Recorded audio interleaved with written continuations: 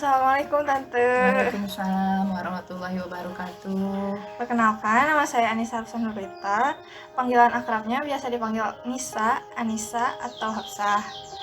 Nah, kalau Tante, Oh, saya Usye. Saya mamanya Raihan Demitri, kelas 11 IPS 4. kebetulan sekelas juga kita tuh ya. Ya. Namanya jadi Tante Usia. Ya. Jadi Tante, tujuan saya di sini itu mau ngewawancarai atau ngasih beberapa pertanyaan seputar jurusan perkuliahan lah ya. Gak banyak kok pertanyaannya. Yang pertama, Tante waktu SMA tuh jurusannya apa? Waktu SMA saya jurusannya biologi. Kalau sekarang kan anak-anak itu IPA IPS ya.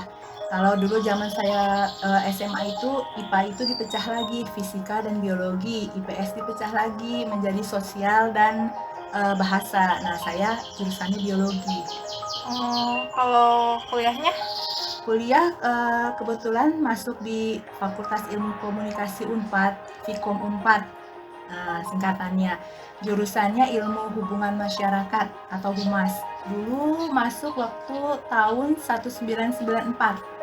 Lulusnya 1995. Oh, berarti Tante tuh linjur ya? Iya, lintas jurusan. Iya. Jadi waktu milih UMPTN, ada saat itu kan UMPTN, kalau sekarang SBMPTN kayaknya nggak memungkinkan ya untuk masuk ke kedokteran. Jadi coba ambil ke jurusan sosial, kebetulan tertarik dengan ilmu hubungan masyarakat, ya alhamdulillah diterima. Kalau selanjutnya ada hal-hal apa aja sih yang harus dipersiapin buat ada di jurusan itu tuh? Persiapannya ya belajar dan belajar, banyak berlatih gitu. Ya kalau bisa sih jangan bosan ya untuk belajar dan berlatih gitu loh. Jadi belajar tuh kan gak hanya di sekolah, mungkin kalau sekarang sudah banyak bimbel, seandainya memungkinkan ya ikutlah bimbel, karena di situ tuh banyak yang nggak diajarkan di sekolah diajarkan di sana, cara-cara menyelesaikan soal-soal yang sulit gitu loh. Nah di situ biasanya ada kunci-kuncinya dikasih tahu gitu. Terus ada gak kayak peluang setelah Tante lulus dari jurusan itu kayak prospek kerjanya? Zaman waktu itu untuk humas itu ya mau dibilang sedikit ya enggak, dibilang banyak juga enggak. Tapi memang tidak semua perusahaan itu membutuhkan humas. Hanya perusahaan-perusahaan besar yang ada bagian humasnya. Kalau perusahaan kecil tuh nggak ada. Jadi kita yang lulusan itu bersaing kan semuanya memperebutkan untuk jurusan humas itu gitu loh. Jadi ya sebenarnya kalau untuk bidang kerja nggak usah khawatir gitu, karena komunikasi itu kan luas. Kita ngobrol gini aja udah komunikasi sebetulnya kan, kemana aja sebetulnya bisa. Jadi tidak harus jurusan kamu, tapi kamu kalau punya skill apa bisa gitu loh, sesuai dengan skill kamu. Waktu itu saya juga lulus itu nggak masuk ke humas, malah jadi diterimanya jadi sekretaris gitu. Dan pernah juga ngajar jadi guru di salah satu bimbel di Bandung untuk bahasa Inggris dan matematika. Nah, yang terakhir nih, saya mau minta tips dan pesannya biar bisa lulus dalam memilih jurusan atau profesi. Kalian harus tahu dulu kalian tuh minatnya di mana ya. Minat kalian itu kan yang tahu cuma kalian. Dari diri sendiri yang tahu. Jadi memang kalau masa-masa sekarang sih masih bingung mau milih A, B, C, D, nggak apa-apa. Pilihan sebanyak mungkin. Nanti biasanya dari pilihan yang banyak itu akan mengerucut ke dua pilihan. Dari dua pilihan tuh jadi satu pilihan. Nah itu banyak-banyak lihat ini aja literatur gitu. Sosial tuh apa aja sih ya? Pas saya tertarik di hukum itu tentang apa sih? Atau sastra itu tentang apa sih, ekonomi tentang apa sih, terus misalnya komunikasi tentang apa sih. Nah dari situ kamu baca banyak, nanti kamu akan timbul, saya lebih tertarik di mana ya, terus saya kayaknya mampu di mana ya.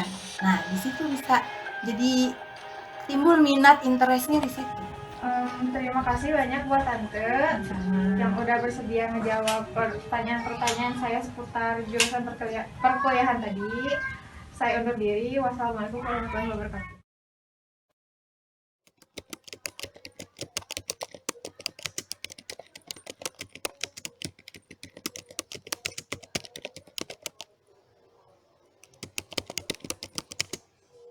Warahmatullahi wabarakatuh. Om, selamat pagi. Nama aku Tias dari kelas 11 PS4. Mau minta waktunya sebentar buat wawancara mengenai jurusan perkuliahan. Sebelumnya dengan Om siapa? Budi Ramadan. Ya, orang tua dari Sania ya, kelas 11 PS4 juga. ya. Langsung aja ya, Om, ke pertanyaannya. Yang pertama, di SMA dulu Om masuk jurusan apa? Ngambil jurusan apa? Jurusan biologi. IPA berarti ya Om ya? Nah, kalau kuliahnya lanjut ke Kuliah mana? di Fakultas Hukum. Fakultas Hukum. Oh, berarti linjur ya Om ya? Ya. Dari IPA ke IPS. TPS. Itu gimana tuh ceritanya Om bisa linjur? Karena aturannya dulu kan kalau IPA itu boleh ke jurusan IPA kuliahnya, terus kan kemudian bisa juga ke jurusan sosial. Tapi kebetulan Om Budi kan apa istilahnya minatnya gitu kan memang ke Fakultas Hukum gitu kan.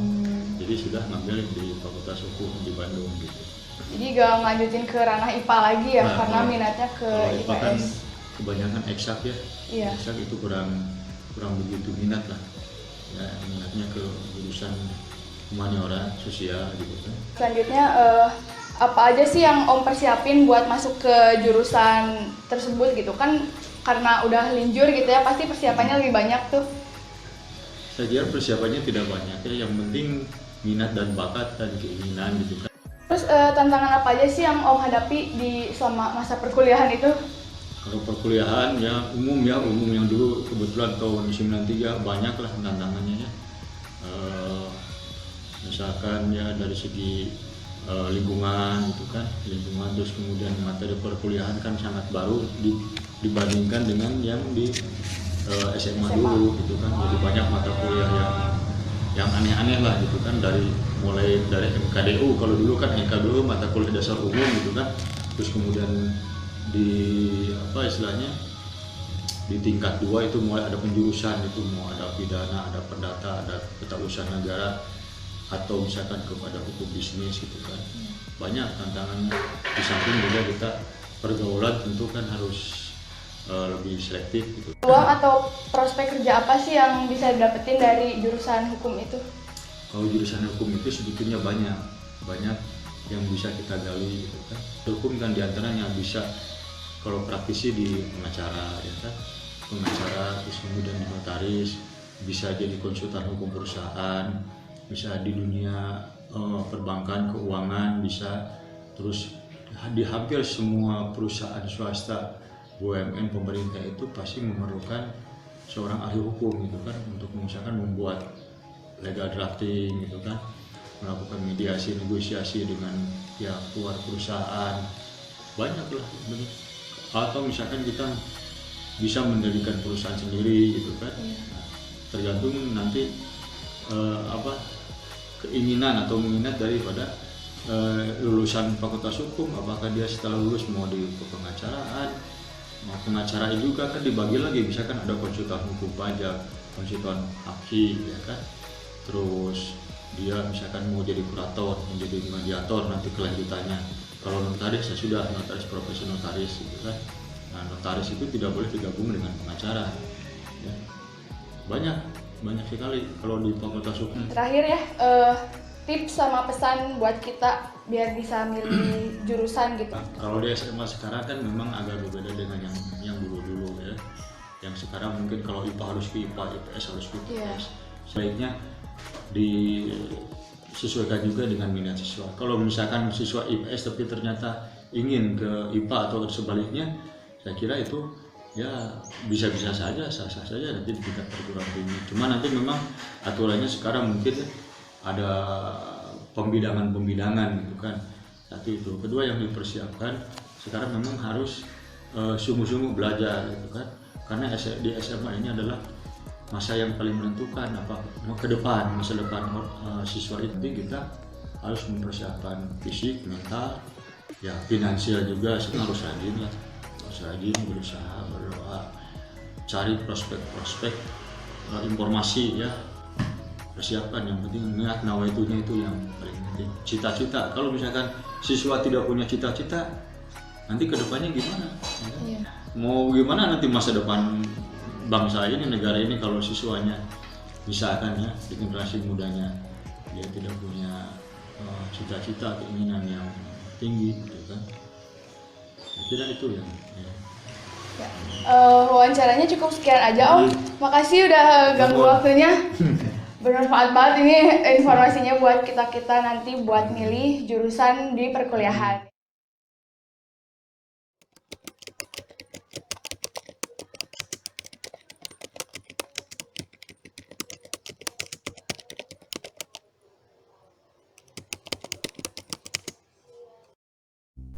Bismillahirrahmanirrahim. Assalamualaikum warahmatullahi wabarakatuh. Waalaikumsalam warahmatullahi wabarakatuh. Perkenalkan, nama saya Muhammad Rafli Permana dari SMAN 27 Bandung, kelas 11 IPS 4. Di sini saya mendapatkan tugas dari pelajaran bimbingan konseling untuk mewawancarai narasumber dan untuk melengkapi informasi yang dibutuhkan. Selanjutnya saya akan mengucapkan terima kasih terlebih dahulu kepada Ibu telah memberikan waktunya untuk mengedukasi atau memberikan informasi yang saya butuhkan. Dan selanjutnya saya akan memberikan waktu kepada Ibu untuk memperkenalkan diri atau sejenisnya. Oke, terima kasih Rafli. Ya, Perkenalkan, nama saya Wanda Wardania. Saya orang tua murid dari Arikrai Ariandra, SMA 27, kelas 11 IPS 4. Profesi saya saat ini bekerja sebagai pegawai swasta di Bank OCBC NISP. Mungkin itu dulu. Cukup. Terima kasih Ibu telah memperkenalkan diri. Selanjutnya kita masuk ke dalam sesi pertanyaan. Baik, dimulai saja ya Bu. Pertanyaan pertamanya. Enggak. Pertanyaan pertama, waktu sekolah semasa SMA itu jurusan apa ya Bu? Kita tahu. Dulu saya di SMA Negeri 20. Ya. Jurusannya dulu biologi ya. Kalau sekarang kan udah IPA IPS ya. Ya, udah dibagi ya. Ya, dulu saya jurusannya biologi karena saya dulu cita-citanya pengen jadi dokter gitu. Jadi jurusannya biologi. Ya itu sih. Oke, jadi kayak gitu ya Bu. Selanjutnya pertanyaan kedua, kan sekarang kuliah nih ya. Waktu dulu kuliahnya tuh ngambil apa, dan kalau tahu itu lintas jurusan atau enggak Bu? Oke. Ya, cita-cita saya kan yang jadi dokter. Jadi pada saat sudah lulus SMA itu pilihannya kan kita harus punya beberapa pilihan ya untuk bisa masuk negeri. Itu kan kita dulu ada pilihannya bisa 3 tuh, bisa 2, bisa lintas jurusan. Yang pertamanya saya kebetulan pilihnya kedokteran Unpad. Yang kedua jurusannya, pilihan kedua itu Vkom Unpad, karena dulu memang selain kedokteran saya juga suka atau passionnya ada di bidang komunikasi dan juga bahasa. Jadi sebenarnya semuanya sukalah gitu ya. Jadi dari pilihan perkuliahan yang saya pilih itu, pilihan pertamanya kedokteran Unpad, kedua Vkom Unpad, yang ketiga sastra Unpad. Waktu itu sastra kan kita kalau milih jurusan tuh harus berstrategi ya. Kalau di itu kan kedokteran sama Vkom itu adalah pilihan yang favorit semua. Jadi saingannya pasti akan banyak. Dan pilihan ketiga itu saya mencoba pilih yang kira-kira saingannya nggak terlalu banyak gitu. Sastra, karena saya juga memang suka baca lah gitu ya. Jadi saya pilih sastra. Waktu itu pilihannya kan pasti yang paling favorit itu adalah sastra Inggris. Sastra Inggris itu pasti favoritnya banyak nih. Terus juga saya pikir sastra Inggris sih dari SMA saya udah belajar bahasa Inggris, jadi saya pengen coba bahasa yang lain. Nah waktu itu akhirnya saya coba pilihnya sastra Jepang, karena itu kelihatannya masih jarang orang untuk memilih sastra Jepang gitu. Baik. Terus mau tau nggak kepilihnya kemana jadinya? Kemana boleh tahu? Oke, jadi akhirnya karena ya itu tadi, karena pilihannya favorit belum. selain swasta kan negeri kan kita juga harus punya backup Iya, ya, backup kan swasta. rencana plan B lah ya. Ya plan B-nya saya tuh milih juga swastanya itu karena kedokteran swasta saya pilihnya yang psikologi lah, yang mirip-mirip dengan kedokteran, karena kalau swasta kedokteran biasanya mahal banget biayanya tuh ya. Jadi yang psikologinya Unisba waktu itu yang bagus, lolos sih, tapi tetap nunggu yang negeri. Terus udah gitu kalau yang ekonominya saya pilihnya itu lintas jurusan juga tuh ya. Lintas jurusan Saya pilih Unpar, administrasi negara, itu juga udah ini agak gitu udah kepilih juga, masuk juga, jadi tinggal nunggu pengumuman UPTN. Dan akhirnya masuk kemana? Kita akan berlanjut setelah pesan-pesan berikut ini, oke? Azan maghrib. Ayo, tadi penasaran gak jurusannya apa? Boleh langsung dijawab, Bu. Oke, jadi sekali lagi flashback ya, bahwa sebelumnya backgroundnya udah sama pilihan jurusan adalah biologi. Terus milihnya tadi pengen kedokteran kan, karena masuk biologi, pilihan pertama kedokteran, terus Vkom, sastra Jepang, dan akhirnya pas pengumuman UMPTN tuh namanya ujian masuk perguruan tinggi negeri, di koran ada muncul namanya Wanda Wardania, keterima di sastra Jepang. Kenapa bisa di sastra Jepang ya, Bu? Aku jadi kesini ya dasar. Padahal itu kan pilihan yang tadinya cuma yang penting masuklah strategi gitu, biar masuk yang pilihannya sedikit. Aduh, jadi mikir tuh di situ, karena kan kalau sastra mau jadi apa gitu ya, kepikirannya gitu. Terus udah gitu kan juga karena punya backup di pilihan swastanya masuk ke psikologi Unisba, terus juga Unpar keterima juga di administrasi niaga. Kalau kerja di Unpar di ekonomi jurusan administrasi niaga kan kebayang tuh bakal kerja kantoran, kayaknya pengennya Unpar aja deh. Tapi pikir-pikir lagi, ini kan kalau Unpar itu negeri ya, relatif biaya lebih murah. Terus yaudah deh, oke, akhirnya memutuskan saya pilihnya jadi ke sastra Jepang aja, sastra Jepang dengan Universitas Pajajaran deh. Jadi biaya pertimbangannya waktu itu hanya biaya kuliah lebih murah gitu, terus Unpad lagi gitu kan, itu aja dulu mikirnya nggak jauh-jauh waktu itu. Ya, baik, cerita yang diceritakan Ibu tuh sangat ini ya, menarik dan mengedukasi lah perjuangan Ibu dari dulu ya. Selanjutnya pertanyaan yang ketiga, hal-hal apa saja yang harus dipersiapkan untuk berada di jurusan tersebut, Bu? Kan saya kecemplung tuh ya sebenarnya, kecemplung juga ya. Waduh, ini masuk sastra Jepang. Ya alhamdulillah, bersyukur ya. Berarti kan kita masuk dari seleksi sekian banyak yang masuk ke negeri, itu pertama kita harus syukurin dulu. Ya berarti kan waktu kita bisa masuk perguruan tinggi negeri, berarti kan memang itu saya juga melakukan persiapan sih. Waktu itu saya ikut bimbingan belajar, jadi ekstra belajarnya lebih giat lah daripada kelas 1 gitu ya. Terus walaupun sebenarnya itu tidak sesuai dengan passion saya waktu itu kan, saya pengennya masuk kedokteran, tapi ya bagaimanapun juga ada pelajaran yang bisa kita ambil, bahwa kita tuh harus bisa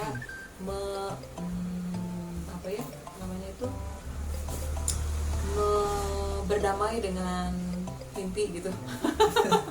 Kan mimpinya pengen jadi dokter yang masuk keterimanya di sastra sastra Jepang. Ya udah deh, akhirnya ya udah saya coba jalanin aja. Intinya sih persiapan untuk bisa masuk ke jurusan itu ya sebenarnya ya mental ya, berarti ya, karena kan mentalnya adalah ini bukan jurusan yang saya mau gitu, tapi kan mungkin takdirnya udah seperti itu ya, kita harus selain tadi belajar, berarti mentalnya juga harus siap. Jadi karena pada dasarnya tidak semua apa yang kita harapkan itu bisa sesuai dengan yang kita mau kan gitu. Jadi udah diterima, kita syukurin aja, jalanin yang terbaik gitu.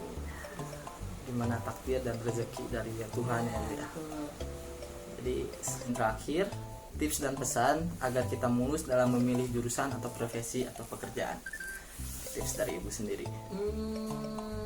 Harus tahu passionnya dulu ya.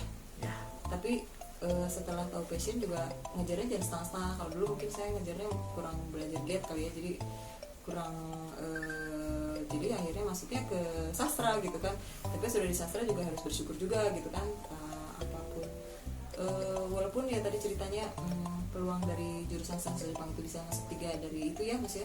Saya pun akhirnya memang tidak bekerja di salah satu itu, saya akhirnya bekerja di bank karena memang bukan passion saya juga sebenarnya, cuma karena saya pernah rajin menabung di bank itu, jadi saya akhirnya kerja di bank oke juga nih. Terus ya waktu udah lulus kuliah memang akhirnya kita tuh ya udah deh masukin lowongan kemana aja yang bisa masuk gitu ya waktu itu. Tapi sebenarnya apapun begitu udah begitu teman-teman adik-adik pengen punya kerjaan atau mimpi pengen jadi apa, sebaiknya dari awalnya kita harus tahu dulu nih pengen jadi apa, jadi kita masuk ke jurusan yang tepat gitu.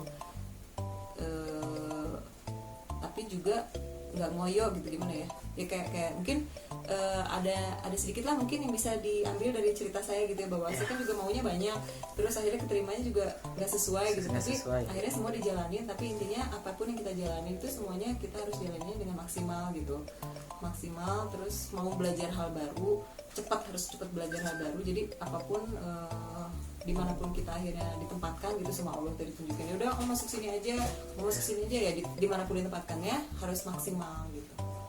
Karena intinya semua itu adalah belajar, proses pembelajaran. Karena begitu saya masuk ke bank juga sebenarnya itu dunia yang baru lagi ya. Jadi kan artinya saya SMA biologi, kuliah sastra, sempat magang jadi penyiar radio, itu kan tentang komunikasi. Begitu masuk kerja, masuknya di ekonomi gitu kan, semua hal yang baru. Intinya itu kita harus mau belajar hal baru, bisa beradaptasi dengan cepat, terus selalu melakukan semuanya itu dengan maksimal. Jadi hasilnya oke. Terus hal yang kita pelajari juga kalau semasa kuliah itu adalah pola berpikir kita. Jadi apapun jurusan kuliahnya, kuliah itu penting karena di situ kita banyak belajar. Banyak juga nih di kuliah itu jangan cuma belajar aja, tapi juga kita harus banyak ikutan organisasi apa, karena dari situ proses pembelajaran juga kita untuk jadi seseorang gitu ya. Jadi di situ juga dapat ilmu. Jadi nggak cuma kuliahnya aja yang kita dapat, kalau kita ikutan organisasi itu kita banyak belajar tentang kehidupan. Asik. Sebelum penutupan nih ya Bu ya, ada kata-kata motivasi atau kata bahasa Jepang yang Ibu ingat gak? Ya, apa aja yang Ibu ingat atau kata-kata motivasi gitu. Kata-kata motivasi ya dari Ibu. Finish what you start. Oke. Apa juga? Selesaikan apa yang kamu mulai. Ya, jadi itu aja, apapun yang kamu kerjain jangan setengah-setengah aja, terus beresin dengan beres gitu. Ya pengen punya apa, dream big. Mimpinya harus lebih gede, jangan setengah-setengah. Kalau mimpi pengen jadi A, ya mimpinya yang tinggi lah gitu, karena mimpi mah gratis kan gitu ya. Terus semuanya lakuin yang terbaik aja gitu. Terus jangan pernah mau mundur boleh sedikit untuk maju lebih ini lagi.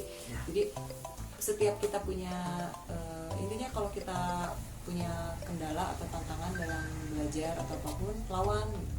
Karena itu akan berpengaruh kepada kehidupan kita berikutnya gitu, karena beban hidup kita tuh tambah umur tambah naik. Jadi setiap apapun di depan kita ada tantangan, kalau kita di awal udah ngoyo, kedepannya bakal nggak benar. Jadi sebisa mungkin setiap kita punya tantangan beresin, selesaiin, nanti kedepannya kita akan jadi lebih gampang gitu. Terus jangan stres, kita kalau ada apa-apa enjoy aja gitu. Terakhir kata-kata mutiara saya dari bahasa Jepang adalah sayonara. Kayaknya cukup segini aja. Terima kasih kepada Ibu yang telah meluangkan waktunya dan memberikan informasi tersebut kepada kita. Semoga kita dilindungi dan diberikan kesehatan oleh Allah Subhanahu wa taala. Amin. Bu, terima kasih ya Bu ya. Sama-sama ya, semoga bermanfaat. Dadah. Belajar.